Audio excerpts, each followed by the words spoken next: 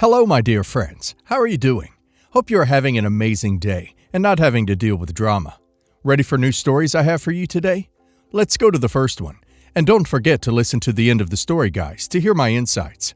Enjoy the stories, and don't forget to like and subscribe. And of course, don't forget to leave a comment. When I was 6 years old, my dad walked out of my life and never looked back. He left my mother and me for his secretary, a woman named Clara, who already had 2 children of her own. At that time, I didn't understand what had happened. One day he was there, playing with me, tucking me in at night, taking me for ice cream on the weekends. The next, he was gone.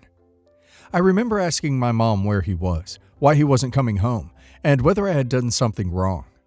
She always tried to comfort me, saying things like, "It's not your fault, and your dad loves you in his own way." But as I got older, I realized those words were more about protecting my feelings than reflecting reality. My mother was a proud and fiercely independent woman. When my dad left, she didn't crumble. She worked harder than ever to provide for me. She picked up multiple jobs, often working late into the night, just to make sure I had what I needed. She never asked for a handout and refused to take my father to court for child support, despite the fact that he left us with nothing. I think in her mind, taking him to court would have been an admission of defeat, and she didn't want to give him the satisfaction. My mom always said, "We're fine on our own," and while that was true, it was never easy. Meanwhile, my dad started his new life with Clara and her kids. He never reached out, never sent a birthday card, or called on Christmas. As far as I knew, he had moved on entirely. I would hear occasional bits of gossip. Friends of my mom would mention seeing him around town, or I'd overhear a conversation about how he was doing well financially. But none of that meant anything to me because he wasn't there. He wasn't part of my life. I grew up without him, and eventually, I stopped wondering if he would ever come back. When I was 19, out of nowhere, I got a call from my dad. At first, I thought it must be a mistake or a prank. I hadn't heard his voice in over a decade. But there he was on the other end of the line, not sounding well. He told me he was sick, cancer, and that he didn't have much time left. He wanted to see me, to talk, to apologize. I didn't know how to respond. Part of me was furious. How dare he wait until he was on his deathbed to reach out? How dare he decide that now, when he was vulnerable, was the time to ask for forgiveness? But another part of me wanted closure. I wanted to know why he left, why he never came back, and why he thought he could call me now. When I arrived at his home, Clara and her 2 children were there. They didn't hide their disdain. Their looks were cold, and they didn't say much.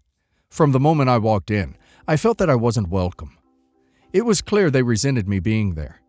I could feel their anger, though I couldn't understand why. I hadn't done anything to them. Maybe they were angry that my dad was suddenly paying attention to me, or maybe they saw me as a threat. Either way, their hostility made an already difficult situation worse. I ignored them and went to see my father. The man I found laying in that bed was a shadow of the father I remembered. He was thin, pale, and tired. But when he saw me, his face lit up with a relief. He cried as he apologized, telling me how sorry he was for leaving me and for never being there when I needed him. He said he regretted every missed birthday, every milestone, every moment he could never get back. I sat there listening, trying not to cry. In the end, I told him I forgave him. I didn't want him to die with that guilt weighing on his soul. When I opened the door to leave, I bumped into his wife, who was clearly listening behind the door. How low of her, I thought. Then, 2 days later, I was informed by my father's best friend that my father passed away. I attended the funeral. I kept my distance from Clara and her kids. I was mourning the father I never really had, and they were mourning the man who had been their provider and protector. It was an odd dynamic. After the service, one of my father's close friends approached me. He said he wanted to talk to me. We went to a cafe nearby, and he started telling me how Clara was the one who never allowed my father to have contact with me. She was jealous that I existed, a constant reminder that my dad had been with another woman before her. She hated my mother, and because of that, she made it nearly impossible for my father to reach out. Even when he wanted to see me, she would find a way to stop it. He said that they tried to have kids, and Clara never got pregnant, which made her hate me even more, as she couldn't give my father a child while some other woman did. On top of that, My dad's friend revealed that Clara had been treating my father horribly in his final months. She hadn't taken care of him, showed no compassion, and even started seeing other men while he was dying. My father had found out, and it broke his heart. That's why he didn't leave her anything. Not the house, not the savings, not even his personal belongings. Nothing. According to my dad's best friend, everything was left to me, his only biological child. I was shocked to hear that. When the will was read, I already knew, but everyone else was shocked. Clara and her children were stunned that he had left everything to me. They had assumed the house, the money, and all the assets would go to them. Instead, I was the one who inherited it all.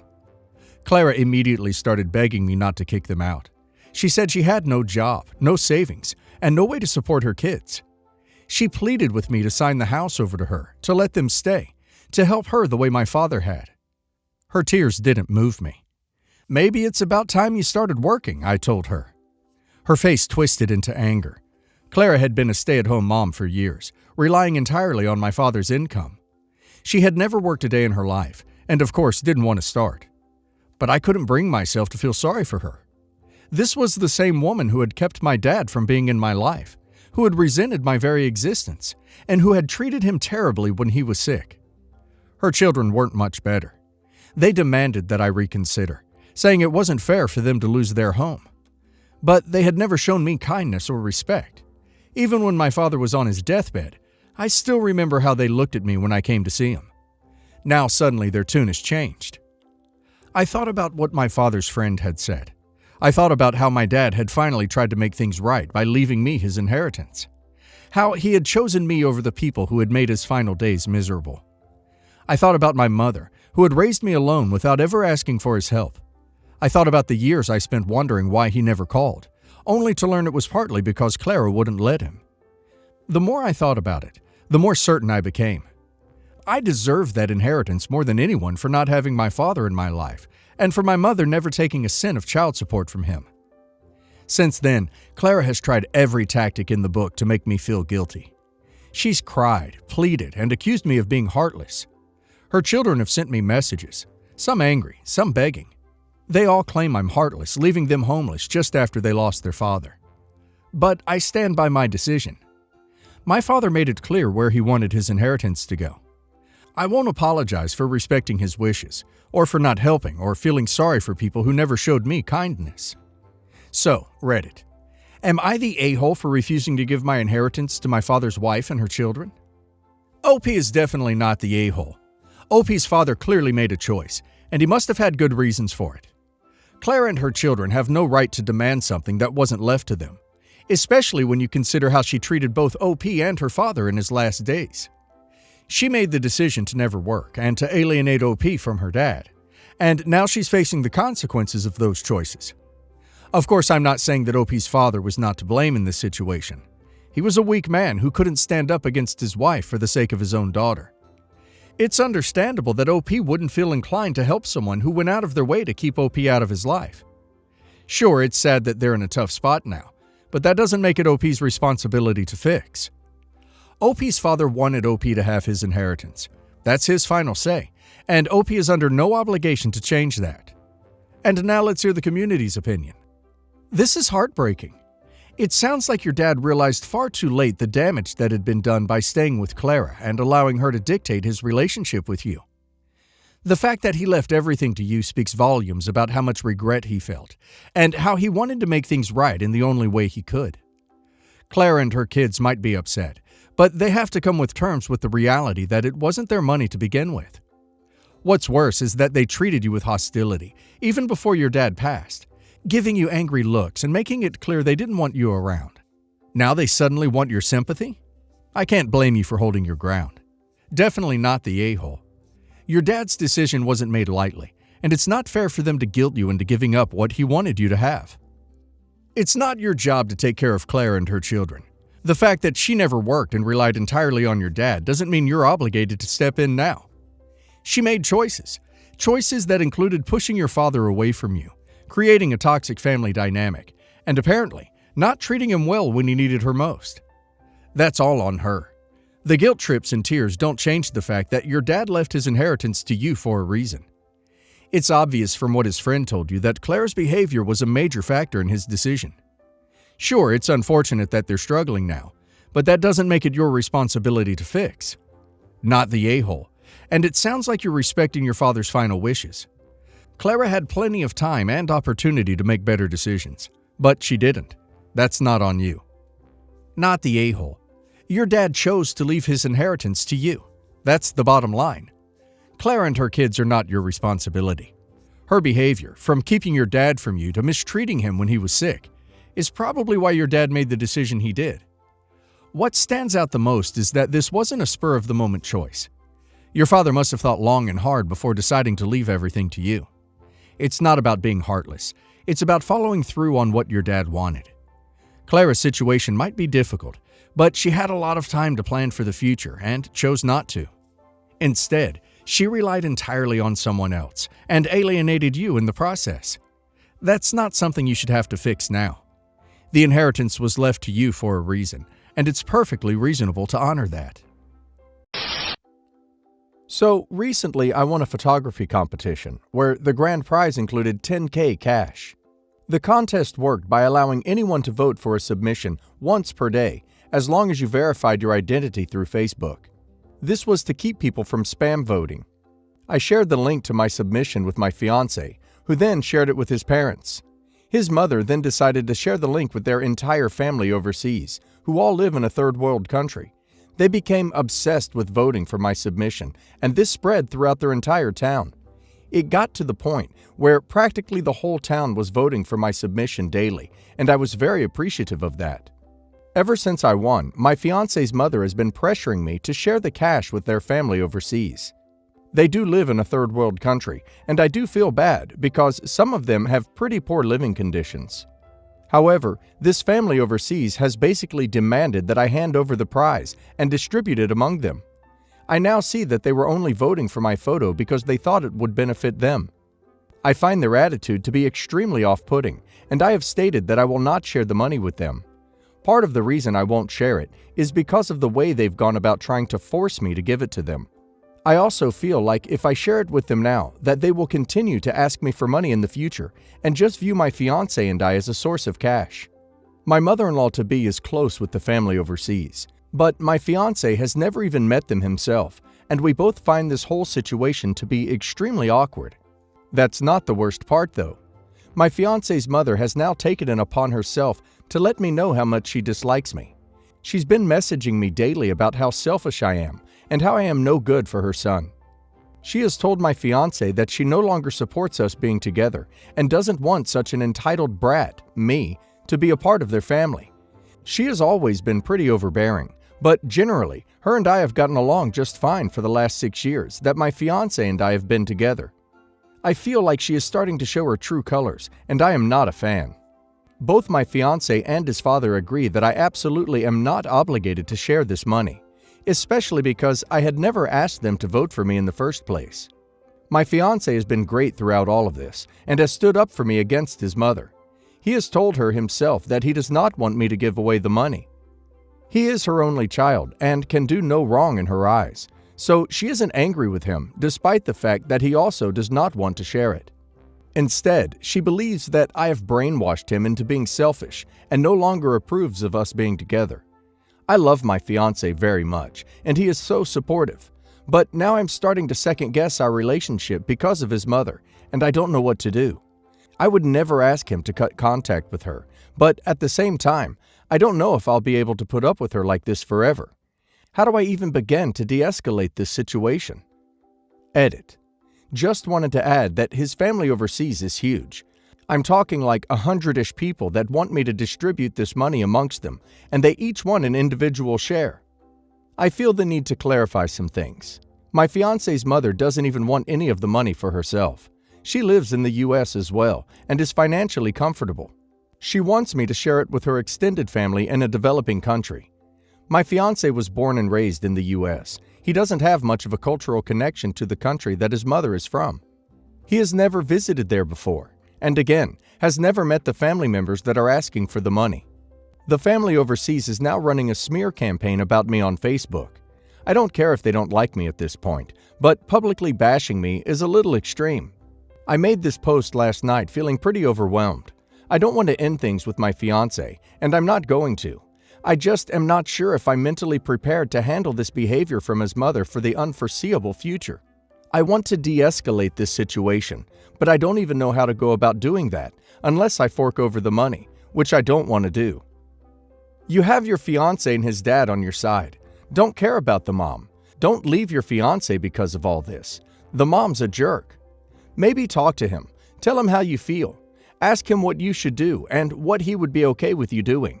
If he's all right with it, talk to the mom. Tell her that the money isn't hers and it isn't her family's. It's yours. You decide how to use it. Don't try to be friendly. Be honest. If you don't want to receive the messages, block her. Congrats on your win. When I was first reading this post, I was thinking, wow, I hope they took her boyfriend's parents for a nice dinner for helping. I wasn't expecting his mother to insist you spend the entire prize overseas. You don't do something nice for someone only to expect something in return. That's wrong, but obviously you already know this. His mom sounds like a wretch, and she most likely will have issues with you regardless of you sending the money or not. People like this are hard to get along with in general. If you really want to diffuse the situation, you could tell her, I was planning on treating you and your husband to something special for assisting me with the win. Since you would rather give the money overseas, I'll transfer you the amount I was going to spend on you, and you can send it over or keep it for yourself. The rest I will be keeping for myself and your son's future. Don't ever take a favor from this woman again. She clearly doesn't understand what that means. I work as a computer engineer and live away from my parents. I moved out when I was 18, not because we had a particularly distant relationship, but because I was very hungry for independence and I didn't want to go to college like they wanted me to. I fell in love with programming and got a job a month after I graduated. I've done that since. I am extremely frugal, and I now make about $70K a year after taxes. Go Mr. Money Mustache! Both my parents are in traditional white-collar jobs and make significantly more money than I do, and they are horrific with money. When I was growing up, my parents were semi-religious, church on Easter and Christmas type of deal, and not particularly invested in it or politics. Somewhere in the last 3 or 4 years, they became interested in it, and in the last year in particular, regarding the last election especially. They have become some of the most religious and over-focused political people I've ever seen. I have tried distancing myself from this by refusing to talk about these issues over the phone at all. I could not disagree more with them. I think they have some very hateful views, but I've chosen not to engage them on it. Growing up, I was not close to my younger sister, mainly because of our age gap. However, she has grown up and is very pleasant to speak to. We have spoken on the phone daily. I speak to my mom and dad much less frequently, since she was around 14. I have not been exposed to much of this because I intentionally tell both sides I don't want to talk about their drama, although I am generally clear with my sister that I agree with her, but I don't want to badmouth her parents. My sister is a lesbian, which I have no issue with whatsoever, and my parents do not, or did not, know, and would immediately be against. We talked about this quite often. My sister also has political views completely at odds with my parents. She was in trouble for not supporting their favorite political candidate. You can probably guess who. But I encouraged her to swallow it and suck it up at home for her safety and sanity. She mentioned a few times in the last month about wanting to come out to them, and I highly discouraged it. I have heard both of my parents approve of a pastor who disowned his gay son, and similar stories. I didn't want them to do that to her. I have offered to let her live with me when she turns 18, but imagined that being in the future. I made her promise not to do that, and she did. On her 16th birthday, she came out to them. I was a little angry with her over the phone. I didn't curse or scream or anything, but I was annoyed, but with sympathy for her position. I did chide her a bit, which I acknowledge was dumb. She was extremely mad at me and didn't call me for 4 days, which was a long time for us not to speak. We spoke afterwards, and I was much better, but things weren't going well. They didn't kick her out, but weren't speaking to her at all. Literally, she was screaming at them, and they just quietly went into their rooms, not saying a word. I offered to speak to them for her, and she begged me not to, so I did not, against my better judgment. My dad, a week later, called me over the phone. He said he was sick and needed emergency money to have a procedure. He begged me not to tell Mom or my sister. He needed about 20 grand. I had refused them money in the past for a car loan and made it clear I wasn't giving them money, but I did for this. Cautiously, but ultimately trusting him not to lie about his own potential death. I disagreed with him about a lot of things, but he had always been so steadfast about the importance of honesty. The thought of him lying about something like that seemed ridiculous, and I felt guilty for even thinking that. About another week after that, my sister stopped calling me. I thought she was mad again for some reason, but she didn't answer at all. I was worried. I called my parents and asked about her after about a week, and they said she was being moody. They thought I didn't know about her orientation, what was going on.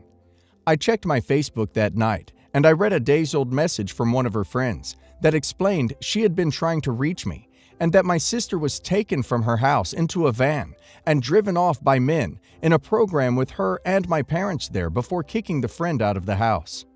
Her friend visited my parents' house several times, and they eventually told her they sent her to a religious program. She didn't get the name. I called up my father, and he denied it twice before admitting it after a long talk. I was so angry.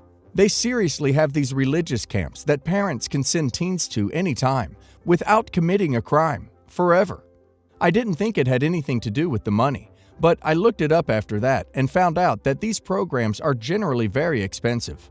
I called him up again, and he admitted that's where the money went. I demanded that he let her out, and he told me it was his money. I told him I'd never speak to him again, and he just ignored me. I try calling him up every few hours for the last several days when I found out, and they ignore almost all of my calls. He intentionally didn't tell me the name of the facility or camp, but I've done reading, and these are almost always dangerous places. I don't even know if she is in the US anymore. People die and get brainwashed at these places. I feel so guilty for giving them the ability to do this. I don't know the name of the camp, and I did technically give them the money. My only recourse at this point is to go tell everyone in their neighborhood what they did. I saw a Facebook post they made about sending my sister to a snooty Christian boarding school, and that is not what they did. I called the school they posted, and she isn't going there. They are very connected to the church, suburban town community, and I think it would threaten them to have their image splattered with the truth. I would completely disown them now if it wouldn't completely destroy my chances of getting her out. I am at a loss. Please help me. If I were you, I would hire a private investigator to try to find her. If you can find a good one, they are super good at inventing pretexts to get info out of people, and they may be able to get to the bottom of it. If you can find out where she is, you can try to see her. The sad fact is that she is a minor, and your parents do have legal control of her. If you can find her, maybe you can try to bust her out, help her apply to be an emancipated minor, etc. What an awful situation. Update. Last night, I left home and drove to them. They live in another part of Florida, but we all live there, and tried having a rational conversation with them before I took it. I pointed out the A I was learning was regular at these communities. I told them all the stuff I've learned about these places. I demonstrated that it wouldn't even change her orientation or opinion, and they just called me a liar and ignored me. I have never seen my parents in a lower regard. I didn't even bring up the money because I had a feeling that if I mentioned it, he would kick me out. Both of them seemed incredibly nonchalant about the entire thing. Then I made an appointment with a lawyer, and then later another. Both of them were LGBT friendly and had at least some experience with similar situations, and both spent about an hour explaining to me how I am completely legally screwed due to the nature of the gift, and how it won't be interrupted as condition, and that I have absolutely zero legal grounds of getting my sister out, and that without even the name of the place, I can literally do nothing. I am completely screwed. One drilled into me that I should not post about this to their friends, or it may make any legal action that could be possible later impossible. But both basically told me there wasn't a thing to be done. I was at my wit's end, and I had a last-ditch plan. I drove back to my father's home and told him I would give him my remaining savings, around $65K, but I lied and said $55K, so I'd have something, if he took her out of the camp and let her live with me. I was amazed that he would even consider it, because I always considered him such a high moral figure, But he stepped in the room with my mother for 5 minutes and said yes, but only if I not involve the police. I told him he would need to sign a contract and wait a few days, and he told me he may not have an issue with that, needs to think, but did not want her legally in my name. But she can live with me, because he doesn't want to be on the bill for child support. I wanted to spit in his face, but I refrained. This just happened less than an hour ago. I made another appointment with another attorney tomorrow, but I don't think that this is possible, and I may not show up to his office. If I give him the money without any obligation to return it, he would just take it and do nothing.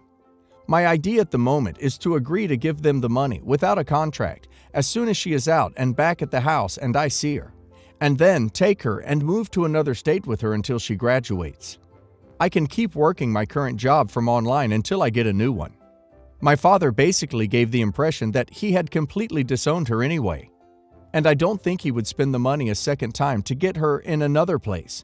But obviously I'm just guessing. Obviously, I cannot have a legal contract written where I buy custody of a minor. Can I have one where they promise not to send her to another institution like that? Like, she must go to and graduate from X high school or something, or you must return the money. Is there anything I can do to make this work in a way where she is out and with me, whether in my name with custody or not, and they don't have legal grounds to come and track us down and send her somewhere else? This sounds insane, but I am insane. Edit. We met, and he detailed to me how I can easily go to jail with my plan, and just how dumb it is. I'm not giving them any money, but he made it clear that I have no legal recourse to get her. There is nothing I can do legally that will go anywhere. He advised me to try and settle this from a civil perspective. They won't listen to reason. I have never hated anyone more than them. I feel like I fell in a black hole. I don't see any way out.